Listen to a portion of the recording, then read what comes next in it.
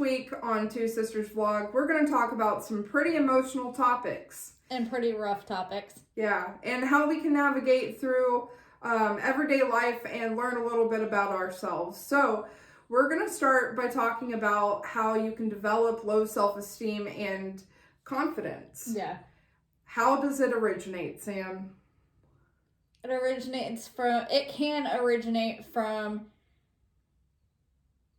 your childhood and how you were treated as a child. Mm-hmm. Definitely. And I feel like it all starts with not just the environment of where you're at, but also the environment. Yeah, that's a good one. How you feel inside when people say certain things to you, like you're not losing enough weight, or you're not doing enough. Like for me, my family, some of my family members, I'm not going to mention names, but they were extremely, extremely hard on me because I wasn't the ideal picture weight when I was a child. Same. And we developed low self-esteem. And I would say that, honestly, it originates in the household. And then when we get out into public, we go to schools, we start to see how other people's family dynamics have brought on negative aspects, and they just kind of leach into our lives. It starts with bullying too at school. Yeah. Bullying and just everything that we're talking about right now. It also develops the lack of self-worth. Mm-hmm. And which can lead to lack of self-care. Because when you absolutely. don't care about yourself and you don't put yourself on a higher level, and you think that you're just the lowest that you're going to be and you're going to remain there for the rest of your life, you're going to lack your basic needs. You're going to lack, the motivation to get up and do the things that you want to do day to day. And depression can set in. And one of the things that I have learned to do is to not say sorry all the time. And whenever I feel like I can't do something that's taking care of my emotional self, I just say no. Because you have to be able to take care of yourself, or it can lead into stressful situations. And also when you say no, or when you say sorry all the time, you are pretty much still living in that abusive mindset. Yeah. And you're the victim. Whereas if you say no, saying no, that is protecting yourself from things that could happen. We're going to talk about setting boundaries with family. One thing that we can do is we can learn the unhealthy aspects of an unhealthy family and how we can reverse those patterns, recognize those patterns, and know when to walk away when needed for mental health. Absolutely. And keeping expectations realistic and knowing when to cut the toxic people and the toxic relationships out of your life. Mm-hmm. And how to leave the toxic situations and dealing with the aftermath. It's very hard for people who are in a narcissistic relationship and they are the victim. It's very hard for people to lose their relationship. They feel like they have a trauma bond with people, and they feel like they can't walk away without there being some type of block, like a financial block, emotional block, so on and so forth. I've known people who have been in unhealthy situations. It's hit very close to home, per se. Absolutely. For instance, like my mom and my dad. My dad, I grew up in a pretty abusive household, mentally. My dad cheated on my mom a lot, and they were into drugs and alcohol and everything. And for me, I didn't have good coping skills growing up. And you really have to have those good coping skills in order to get through whatever you're going through, whether bad or good. Yeah. But when you have those coping skills, then you can get through anything. And it makes it easier to get through stuff too. And I've said it before in the first podcast. God has to be number one. He has to be number one in the entire solution and in the entire situation. Because He is going to help you get through everything. You can go to all of your friends and everybody else. Yeah. But everybody else is human, though. Exactly. Everybody else is human. Yeah. You guys, we all make mistakes. Yeah. But God is always going to be there. He is perfect. Yes. We aren't. So if you put your trust and your faith in man is always going to disappoint. Yes. Because we are designed flawed.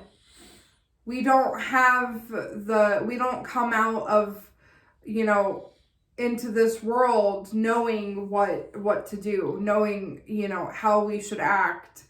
But we do have the ability to change the way that we look at that. Yeah. And how we approach those situations. And we're going to talk about what are some unhealthy patterns, emotional patterns in relationships. One of them is ineffective communication. Not communicating, getting defensive.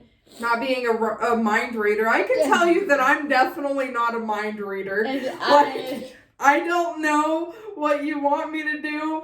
And honestly, I'm the type of person who you have to just spell it out right for me. Because if I don't know what we're doing, there's no way for my legs to know what we're doing or where we're going. All right. So avoiding the difficult situations, avoiding those communications, like if you don't want to go somewhere but your spouse wants to, or your friend wants to, or whoever, your brothers, your sisters, whatever. If you don't tell someone when you don't feel comfortable doing something, they're never gonna know. And it's very important, I would feel like, to have a voice. You need to have your voice. Everybody has a voice. Everybody needs to use that voice. Mm-hmm.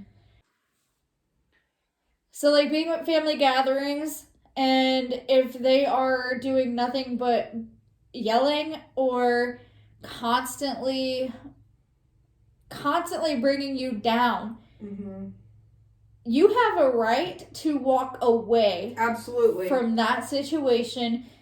You have every right to remove yourself. Don't even go. If you have a family event and you know that it's going to be nothing. A lot of talk. Yes, a lot of talk. Negativity. Rumors, negativity.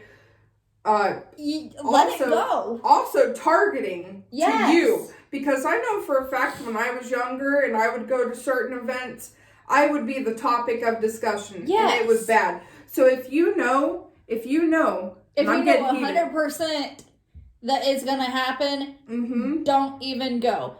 Don't do it. Cut them out. Because what's going to happen is when you get there, you're going to be on edge. Then you're going to want to use your worst coping skills possible. You're going to want to eat, especially if it's at a family event where there's food. You're going to want to eat. You're going to end up spending your time crying. You're going to go home. You're going to cry. You're going to feel awful for a couple days. You're going to feel embarrassed. You don't want to go see your family again. That's happened to me multiple times. There's a lot of anxiety. A lot of anxiety. Right. And another thing that leads to stonewalling.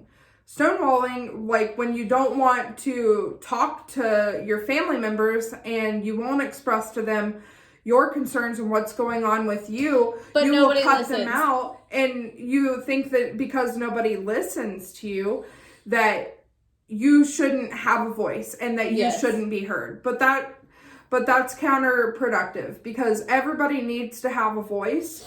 Everybody deserves to be listened to. If you and your family are having conflict and you have voiced that you have, certain things that you wish that they wouldn't say or do to you anymore, then don't communicate with them. You have to protect your peace. Yeah. You have to protect yourself. Mm-hmm. Look out for yourself before you look out for anybody else. Yeah. If you can't look out for yourself, then how are you going to take care of anybody else or look out for anybody else? You have to be kind to yourself. When you've been through a crap ton of trauma or abuse or anything negative, you have to be kind to yourself. And yes, people do make mistakes and nobody's perfect, but you can't let that. You have to do the healing yourself and know your self-worth. Mm-hmm.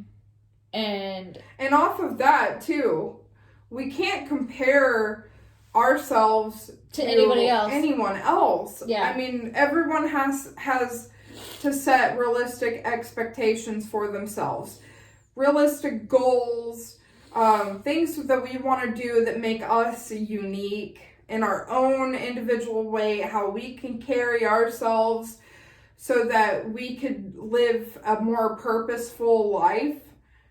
There's things that we have to be able to let go, like release, that are out of our control.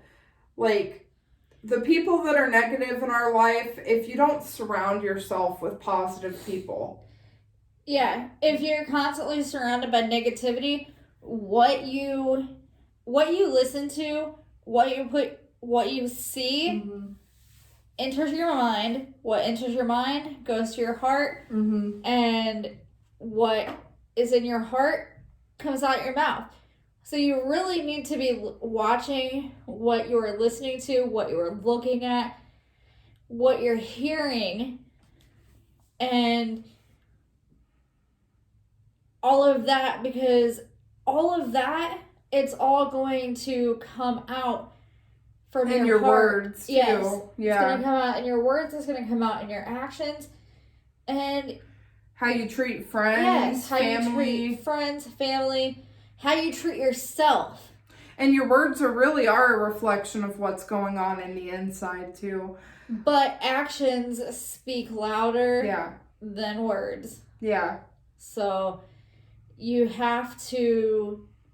When you think about it, you almost have to treat yourself how you treat other people when they're struggling. So when you walk up to somebody who has had a bad day and they're just feeling absolutely miserable, they feel like there's, nothing good that's going on in their life, and you approach them with kindness and you be their friend and you be their rock, we have to treat ourselves like that. Because if we're going through a really hard time and we are nothing but hateful to ourselves, that's not going to help.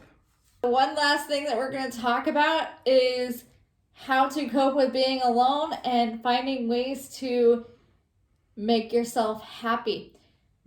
So this month is May Best Spa Day. What? May Best by Day? May Best Body. Oh, May Best Body. Yeah. I love that. So the entire month of May, I have committed to myself that I am going to work out and definitely work on my mental health, but also working on the mental health. That means I am doing some stuff to rejuvenate my body. I just went and got a tan. And it looks good. You can tell. You can tell this girl's tan. Look at me. I'm pasty. I'm so pasty right now. I need to get a tan. So good. I just went and got a tan, and then the next thing I'm gonna be doing is going to a salt cave and doing the salt cave, a hand and foot detox, and a sauna.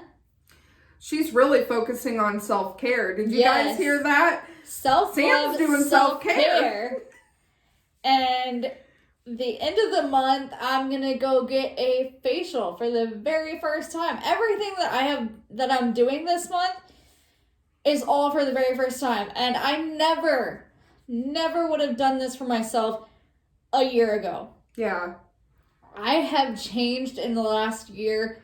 I've seen a change in you too. Yeah. That it's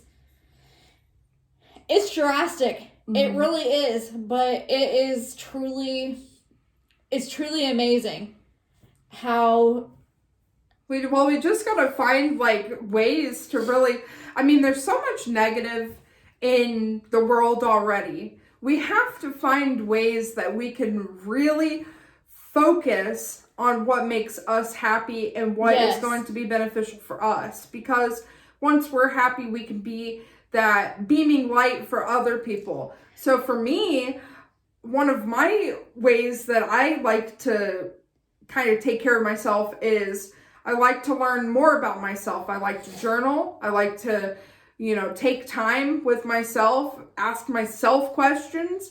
How am I feeling today? Date yourself. Literally. And then also, I'm in the bariatric program, so I'm in the process of taking care of my body to the point where I can physically be healthy.